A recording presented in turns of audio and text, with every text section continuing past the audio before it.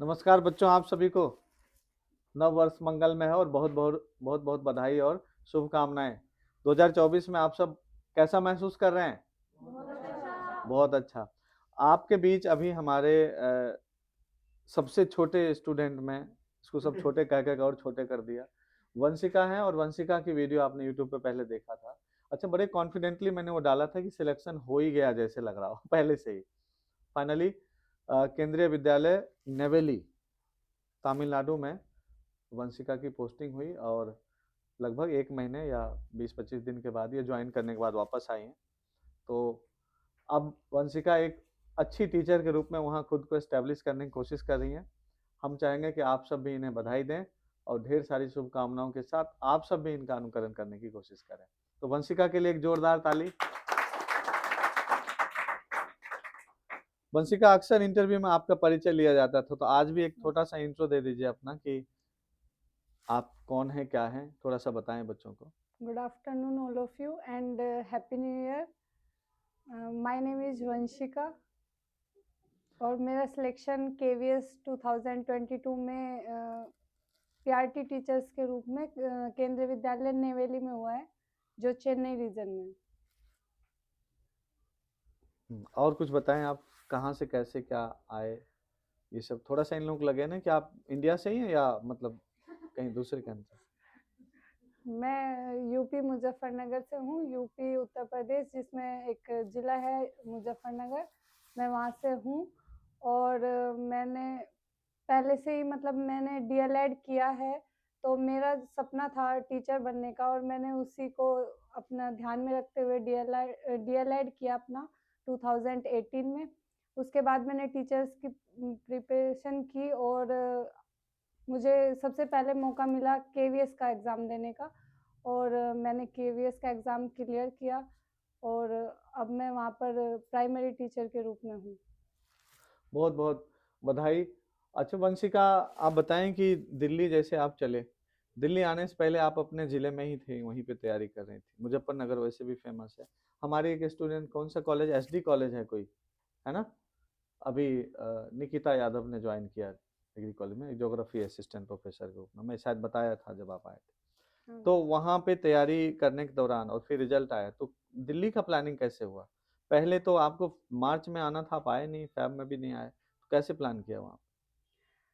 Sir, जैसे कि written exam की तैयारी तो मैंने ऑनलाइन ही की थी और मतलब मैंने सेल्फ स्टडी के थ्रू ही अपना एग्ज़ाम क्लियर किया और उसके बाद इंटरव्यू के लिए मैंने पहले मार्च में डिसाइड नहीं किया था आने का, क्योंकि उस टाइम मुझे लगा कि मेरे मार्क्स जो थे कट ऑफ से 8-9 नंबर के आसपास थे, तो कितना मैंने कट ऑफ था, कितना नंबर आप लेके आए? मेरे 135 थे और कट ऑफ 127 थी, हम्म। तो इसलिए मुझे थोड़ा डाउट था। फिर उसके बाद जब इंटरव्यू की कॉल आई मुझको, तो फिर मैंने दिल्ली आने का प्लान किया। फिर जैसे कि मेरे भाई की मुलाकात सर से हुई, तो वो उसने बताया कि वहाँ पर तुझको कोचिंग करना है, अच्छा तू वहाँ पे सीखेगी, तो इसलिए फिर मैंने सर से आके मिली मैं और सर से बात की, तो मुझे बहुत अच्छा महसूस हुआ और मुझे लगा कि सर मुझे गाइड कर सकते हैं, मुझे सिलेक्शन की ओर ले जा सकते हैं, तो इस वजह से मैंने सर के पास ज्वाइन किया। सर ने मुझे बहुत अच्छा मार्गदर्शन दिया और मेरी कमियों को सुधारा और मुझे सिलेक्शन दिलाने में बहुत मदद तो की। आप पहले दिन जब आप आई अरदास क्लासेज और सर मतलब मुझसे मिली, तो क्या लग रहा था? मैंने बहुत सारी बातें की होंगी, कि अक्सर कर ही लेता हूँ लोगों से, तो क्या लग रहा था कि ये जो कह रहे हैं ये मानूं या ना मानूं? कुछ ऐसा लग रहा था अंदर? सवाल तो उठते हैं ना बच्चों के, बिल्कुल नेचुरल बताइए। हाँ। नहीं सर, मुझे जैसे मैंने सर से बात की तो मुझे हम्म। लगा कि नहीं, सर मुझे अच्छा गाइड कर सकते हैं और मैंने सर ने जो मुझे बताया मैंने उन तो बातों आप को। विश्वास कर लिए या आपको कुछ ऐसा लगा हो? विश्वास कोई नहीं करता किसी पे। नहीं सर, विश्वास किया इसीलिए मैंने कोचिंग ज्वाइन की हाँ हाँ हाँ। और सर के कुछ पास। बातचीत होती है जिससे थोड़ा मन कहता है कि ठीक ही लग रहा मुझे, मतलब यहाँ पे ऐसा कुछ लगा होगा। हाँ सर, वो तो लगा ही और मेरा अच्छा भाई। भाई है उस उन्होंने पे मुझे उन्हों, सबसे ज़्यादा विश्वास है, तो उसे उन्होंने सही डिसीजन लगा तो फिर मैंने यहाँ पे ज्वाइन किया। तो उन्होंने ज्वाइन करने के पीछे कुछ तर्क दिया कि वहाँ पे इन वजह से मुझे ठीक लग रहा है? हाँ सर ने उसने बताया कि सर के पास आके मुझे थोड़ा रियलिटी लग रहा है, जैसे और भी कोचिंग है सब बैनर लगाए हुए हैं थोड़ा कि ऐसे ही फेक है, तो सर से बातचीत करके मुझे लगा कि कुछ रियल है जो कुछ वे बता रहे हैं, तो इस वजह से फिर मैंने।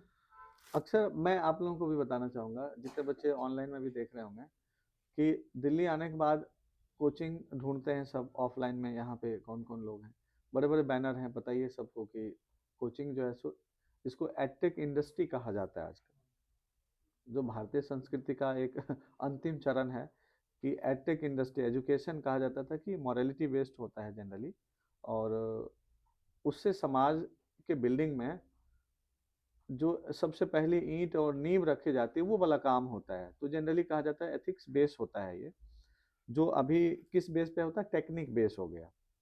तो टीचर से ज़्यादा आपको ट्यूटर मिल जाते हैं जो आपको ट्यूट कर देते हैं। अब दोनों में फ़र्क आप लोग डिक्शनरी ढूंढेंगे तो मिलेगा ही। हमारे पास भी बच्चे आते हैं और हमारी बातचीत होती है, बड़ी साधारण बातचीत होती है। आमतौर पे यहाँ चूंकि बड़े बड़े ऑफिसेज हैं, बड़े बड़े इन्वेस्टमेंट लगे हुए हैं सबके, तो मैं बड़ी साधारण बातचीत, साधारण ऑफिस, साधारण तरीके से ही कोशिश करता हूँ नेचुरल बातचीत करने का। और मुझे लगता है कि अभी तक मुझे जितने बच्चे मिले हैं, बड़े चुनिंदा मिले हैं और बड़े जेन्युइन हैं, शायद इसीलिए वो हम पे विश्वास कर लेते हैं। नहीं तो मार्केटिंग एग्जीक्यूटिव एक से एक बैठे हुए हैं जो कन्विंस करने का उनका उनके पास अपना एक तरीका होता है, किसी न किसी तरीके से आप आओ। और हमारे यहाँ जनरली वो नहीं हो पाता है। तो उसमें होता क्या है कि 90% स्टूडेंट नहीं आते हैं और यही 10% आ जाते हैं। और उस 10% को मैं कोशिश करता हूँ कि कैसे 100% रिजल्ट में कन्वर्ट करूँ, और पक्का वो कर जाएंगे। मुझे याद होगा वंशिका, जब आप और ऋतिक आए थे तो बातचीत के दौरान मैं बोलता कि आप सोच लिए कि होना है, आप अच्छे हैं, हो ही जाएगा सिलेक्शन। ये मेरा जो स्टेटमेंट होता है। सबसे पहले आपका अपना खुद का ही व्यक्तित्व होता है, उसके बाद हम लोग थोड़ा उसको निखारने की कोशिश करते हैं, क्योंकि हफ्ते 10 दिन में कोई क्या ही चेंजमेंट लाएगा।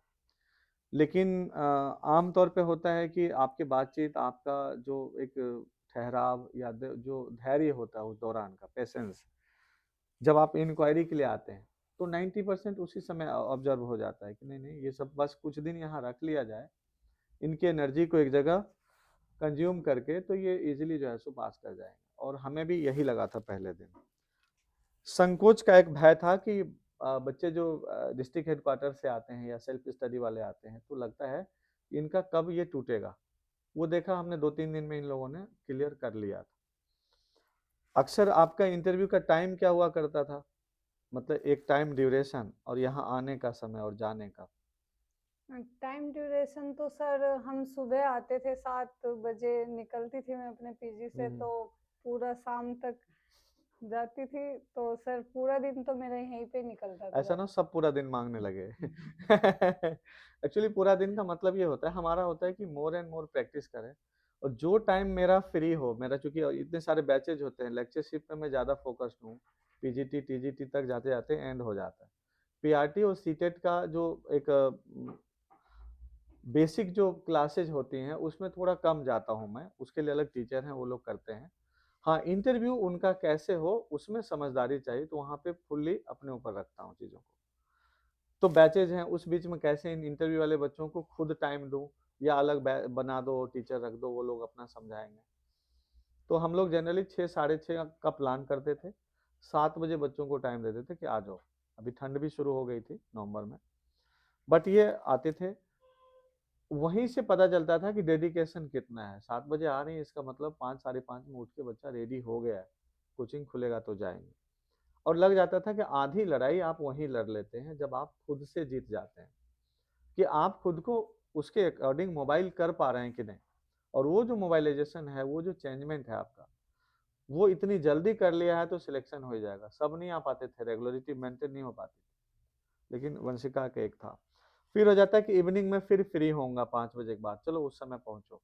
और वो 7-8 बजे तक, जितनी देर तक हम लोग करते थे। 10 मिनट का इंटरव्यू जनरली सब करते हैं। यहाँ 2 घंटे कब हो जाता था, कभी कभी एक एक बच्चे पर ही, वो पता नहीं चलता।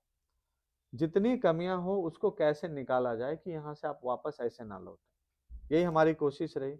आप लोग कुछ वंशिका से कुछ पूछना चाहेंगे पीछे से? हाँ, आप तमिलनाडु में बच्चों को पढ़ा रही हैं, तो उसमें आपको थोड़ा लैंग्वेज किस तरह से, या हिंदी में ही है वहाँ पे? वैसे तो थोड़ा लैंग्वेज बैरियर तो है, बट ऐसा है कि जो हमारे यहाँ स्कूल में बच्चे हैं वो सब CISF, रेलवे और आर्मी से हैं, तो सब स्टेट के बच्चे हैं।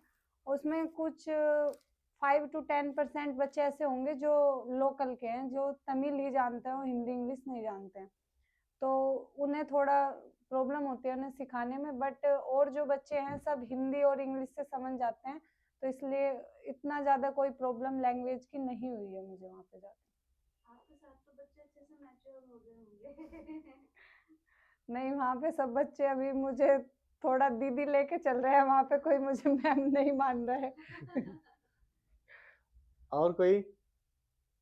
हाँ हाँ हाँ, प्रीति। वंशिका, जैसे एज अ फीमेल कैंडिडेट हमारे सामने कुछ चुनौती अलग आती है जो फीमेल कैंडिडेट होती हैं, कोई भी कॉम्पिटिटिव एग्जाम में जब बैठती हैं, जो अगली गर्ल्स कॉम्पिटिटिव में बैठेंगी या जो अगले PRT के बच्चे हैं, उनका आपके लिए क्या मैसेज होगा? इस पर कोई दो बातें। वैसे तो आज के टाइम ऐसा नहीं है कि फीमेल और मेल में कोई डिफरेंस किया जाए, बट अगर कोई करता भी है तो उस मतलब ये है कि फीमेल कैंडिडेट को बढ़ावा देना चाहिए, कि उसको बैरियर नहीं बनना चाहिए किसी को भी उसके कि उसे जो वो सीखना चाह रही है उसके लिए बढ़ावा देना चाहिए आगे की ओर, कि वो बहुत अच्छा कर सकती है। बस यही कह सकती हूँ। पीआरटी की तैयारी के संदर्भ में पूछ रहे हैं कि अच्छा, क्या करें पीआरटी कि के हाँ लिए, हाँ, मतलब पीआरटी के लिए तो ये था कि हमारा जो रिटन एग्जाम है उसमें तो हमारा सेल्फ स्टडी से भी अच्छा कर सकते हैं बच्चे, और उसके बाद अगर इंटरव्यू की तैयारी करनी है तो उसके लिए थोड़ा मतलब हमें सोशल होना जरूरी है। अगर कोई भी मतलब ऐसा नहीं है कि उसके लिए अगर कोई सेल्फ स्टडी कर रहा है तो उससे बाहर निकलना होगा, थोड़ा सोशल होना होगा। उसके लिए हम जैसे सर के पास में आई ऐसे भी कोचिंग ज्वाइन कर सकते हैं, या फिर कोई स्कूल वगैरह में कोई टीचिंग के लिए अप्लाई कर सकता है, तो उसके हेल्प होगी। एक डिफरेंस होता है ना, आपको मैं चाहूंगी कि आप उस डिफरेंस पर बात करें कि एक कोचिंग होती है, एक फैमिली माहौल आपको मिलता है जहाँ पर आपकी पूरे दिन की कंडीशनिंग की जा रही है इंटरव्यू के टाइम पर, उस पर आपका क्या एक्सपीरियंस रहा? वो एक दो बात। तो उसके लिए मैं कहना चाहूँगी कि जब हम जाते हैं तो हमें जाते ही हमें पता चल जाता है कि यहाँ पे सिर्फ दिखावा है या फिर कुछ हमें अपना फैमिली जैसा माहौल मिलेगा। जैसे कि मैं सर के पास आई तो मुझे लगा कि यहाँ पे कुछ अच्छा है, यहाँ पे कुछ रियलिटी है, फैमिली जैसा माहौल है। तो अगर हम जाएंगे तो हमें ऐसी जगह को चूज़ करना चाहिए जहाँ पे हम कंफर्टेबल हों, अपने आप को अच्छे से रिप्रेजेंट कर पाए और वहाँ उनसे सीख पाएँ। और जैसे कि यहाँ पे और भी ज़्यादा कोचिंग है जहाँ पे सिर्फ हम जाते और आ सकते थे, ऐसा वहाँ कुछ ज़्यादा सीखने के लिए नहीं था, कोई हमारी कमियों पर नहीं ध्यान देता, तो इसलिए थोड़ा ऐसी चीज़ों से बचे। होता क्या है कि जनरली जो इंटरव्यू का जो ड्यूरेशन और जो बच्चों की संख्या होती है, कई ऐसे संस्थान हैं जो 2-2, 3-3, 4-4, 5-5 हजार बच्चों का एडमिशन डाल दे, और हमें समझ में नहीं आता कि बच्चे भी तो महान हैं, आप सब भी, कि देखते हैं कि भीड़ किधर है, इसका मतलब उधर कुछ बेहतर ही बट रहा होगा। चलो चलते हैं। आप कितना बेहतर है, आप कितना बेहतर ले पाएंगे, क्या आपको वहाँ पे टाइमिंग कितनी दी जाएंगी, इसका कैलकुलेशन थोड़ा सा भी नहीं करते। अब मान लो कि मैं यहाँ इन 10-20-50 बच्चों को मुश्किल से हैंडल कर रहा था लास्ट में, वो भी बहुत कम, मैंने लास्ट में 7 या 10 बच्चों को लिया था। उसमें से ये सब लगभग हो ही गए जो एलिजिबल थे, बाकी सुप्रीम कोर्ट के डिसीजन के बाद बीएड वालों को हटा दिया गया, तो वो बच्चे दे ही नहीं पाए। तो वो टाइमिंग होता है कि आपको 5 मिनट में कोई बुलाया अंदर और आपसे पूछ लिया इंट्रोडक्शन दीजिए, 4 सवाल पूछे और आप चले गए वापस, क्या सीख जाएंगे उसमें?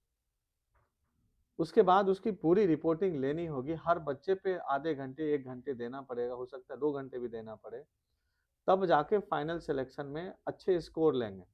पिछली बार देखेंगे कि प्रीति थी 57 मार्क्स लेके आई थी 60 में से, तो उन्होंने भी इन चीजों को रखा कि कितना टाइम हम लोगों ने दिया, हर एंगल पे काम कराया।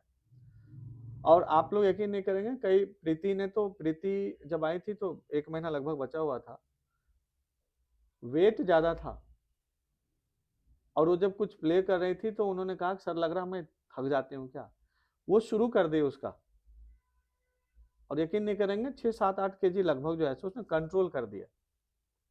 वो कोशिश में पहले भी रही होंगी, लेकिन उसे ऐसा लगा जब प्ले कराने के दौरान कर लिया। उतना कोई ध्यान रख रहा होगा तभी तो ऐसा मतलब संभव है। फिर वो केयर, किसके केयर के अंदर में ये सब कर रहे हैं आप? आपको उतना ट्रस्ट वहाँ पर है, उतना ज़्यादा आप अपने आप को बड़े कंफर्ट फील कर रहे हैं कि नहीं, ये सबसे मायने रखता है। और हम कोशिश अभी तक यही किए हैं कि एक भी आप में से जितने भी आते हो, अनकंफर्ट फील ना करो। कंटिन्यू यहाँ आज हम लोग बैठे हुए हैं, हमने बताया था उस समय बड़ी इमरजेंसी में ये हॉल लिया गया था। कंटिन्यू उस दिन से माइंड में चल रहा था कि आप लोगों को बस जरा सा एग्जाम निकलवा लूँ, हम फिर से उसी तरह की चीज़ों में आ जाएंगे। और संजोग है कि नए साल में आज ही हमें नए बिल्डिंग की चाबी भी मिल गई है, और एक शानदार ऑफिस और हॉल के साथ फिर हम लोग ऐसे ही कंफर्ट जोन में काम करेंगे, जो हमारा शौक रहा है। और वो फील कराना अलग अलग जगहों से, गर्ल्स ही 90% आप लोग हैं, और उसको एक तिल के लिए भी कभी संकोच फील ना करना, हर तीसरे दिन ही सब शुरू हो जाते हैं। तो कहीं ना कहीं यही हमारी एक उपलब्धि लगती है, और लगता है कुछ अच्छा कर रहे हैं। बस अकेले में सोचने के बाद हो सकता है कि कोई पैसा गिन करके बहुत अच्छा महसूस कर रहा हो कि अगली ऑडी ईएमआई पे कब निकलवाएंगे, और हमें लगता है कि क्या बेहतर कर दिया, किस बच्चे ने कुछ जो नहीं बोलती थी वो इंटरव्यू में इतना बेहतरीन कर दिया, सिलेक्शन हो गया। तो उसको एंजॉय करते हैं, और अभी तक तो इसी को लेके चल रहे हैं। और हमें लगता है कि जब तक हमारी ये कोशिश जारी है और आप जैसे बच्चे ही मिल रहे हैं तो हम करेंगे। वंशिका बहुत कम बोलती रही हैं, लेकिन बाद में कोशिश किया गया कि इंटरव्यू के दौरान कि मुंह खोलो, तो मैंने अक्सर देखा कैमरा रूम पर से भी ऑन करके कि ये सबको बड़ा अच्छे से डील करेगी, तू ऐसे कर ले, तू ऐसे कर ले। तो लगने लगा कि ये फैमिली में अब आ गई, और हम लोग सब इसको छोटी सी नाम ही दिए हुए थे, तो उसको बुलाओ जरा, देखो क्या करती है ना, गले से नहीं बोलना है, यहाँ से बोलना है, क्या क्या हो रहा था उस दौरान, है ना। पहली बार बच्चों को पता चला कि पेट से भी बोलते हैं सर बताते हैं कि पेट से गाओ पेट से बोला जाता है तो आपके गले पे कम जोर पड़ता है, आप सुरीली आवाज निकालते हैं। ये सब यहाँ पे मैं भी ये सब सीखता रहता हूँ, देखता रहता हूँ। जो बड़े बड़े लोग हैं और उस लेवल पे, चाहे वो गायन में है या अन्य फील्ड में, साउंड जो वोकल पे ध्यान देने वाले लोग हैं, बहुत अच्छे क्लासिकल और अन्य लोगों को देखता हूँ, क्या क्या करते हैं वो सब अपने दिनचर्या में। खाली गाते नहीं है, वैसे ही बोलने में होता है कि पब्लिक रिप्रेजेंट करने। हमने कहीं से ट्रेनिंग ली ही नहीं, आज बीएड हमने करा नहीं कि आपको कैसे साइल चायको को समझ के आपके साइकोलॉजी को और पढ़ाता हूँ। लेकिन सुना अच्छे अच्छे लोगों से, ट्रेनिंग ऐसे ही लिया ऑनलाइन जब से आया था, और चीज़ों को कि इन चीज़ों पर ध्यान देना चाहिए।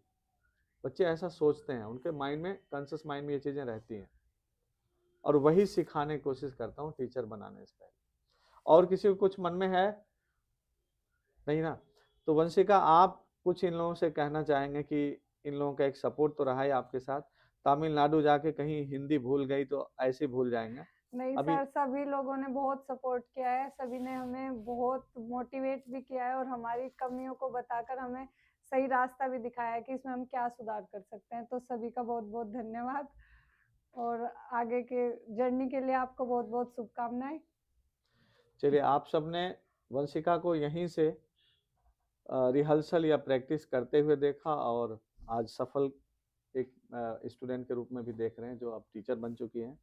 हम उम्मीद करते हैं कि आप सब भी इसी तरह से एक एक करके यहाँ पे आए आने वाले फ्यूचर में, और सबके लिए ये मंच हमेशा ऐसे ही कायम रहे, और सब बोले कि हाँ, यहाँ फैमिलियर माहौल है, फैमिलियर माहौल। कुछ तो सुनेंगे ही बच्चे, देश के 0.1% तो सुन ही लेंगे ठीक है। बहुत बहुत शुक्रिया आप सबका। Happy new year again.